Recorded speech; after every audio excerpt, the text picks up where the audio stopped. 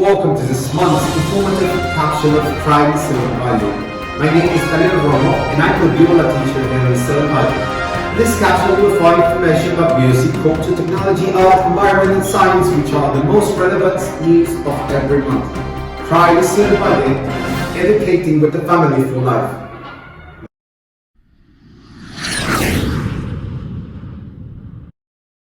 Every year, millions of crafts start in one of the most spectacular decorations of the animal kingdom, painting the streets of this island in red.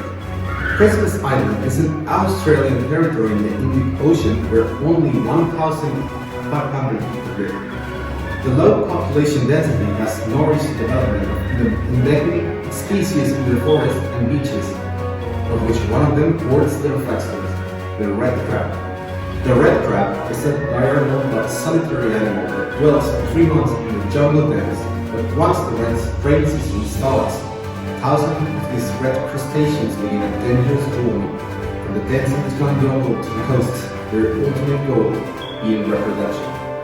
A red crab can reach up to 16 centimeters of width, and as his name indicates, it has a characteristic red tone. It looks more dark than his exoskeleton. 21. The beginning of the annual migration of crabs happened during the second week of November. According to figures of the National Park of the Christmas Island, in this territory the population of crabs is about 15 million. In this season, the National Park restricts the movement of the people at maximum and closes the roads so no crabs will be injured. Also, thousands of road signs and bright warnings demand drivers and pedestrians to watch the steps closely in the face of the imminent red tide that is coming. This phenomenon is intimately related with the moon cycle because of the influence of a natural satellite as with the sea tides. This species takes advantage of the high tides to reach the shores more quickly so they can procreate and free the newborns from the sea at this time when their survival chances are higher.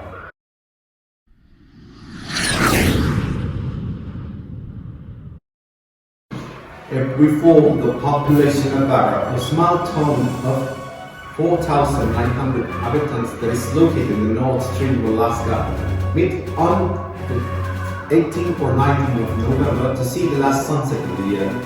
Like every other sunset in the world, this locality is considered to be one of the most northern located settlements of the world and says goodbye to solar light at the end of November, a farewell that prolongs 66 days until the sun reaches the horizon again on the 23rd of January of the next year. The polar night is a phenomenon caused by the inclination of the axis of the Earth, in which the lack of solar light prolongs more than 24 hours in the Arctic and Antarctic polar cycle. During the polar night, the sun does not reach one altitude to be seen above the horizon of the regions that are close to the poles, causing weeks and months of complete darkness.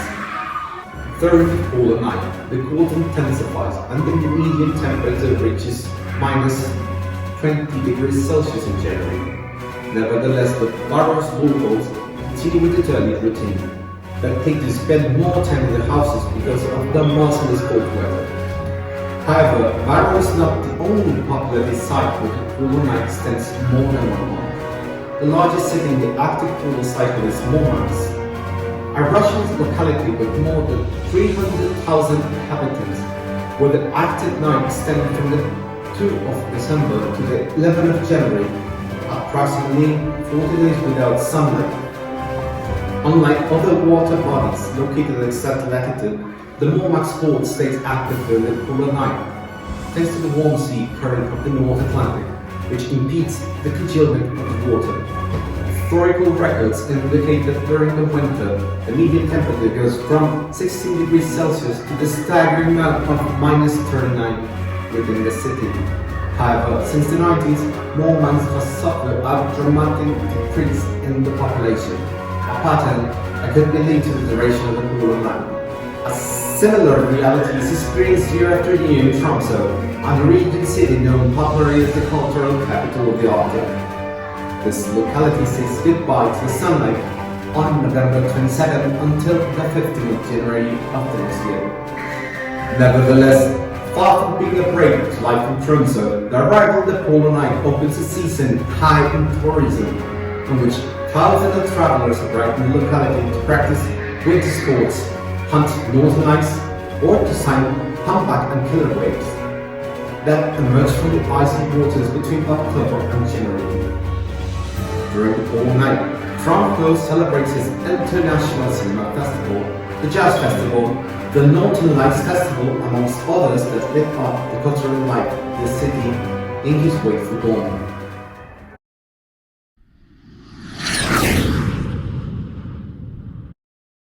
So far, the systems of Capsula. Don't forget to like and subscribe to our channel. Thank you very much for listening. Until next time, also listen.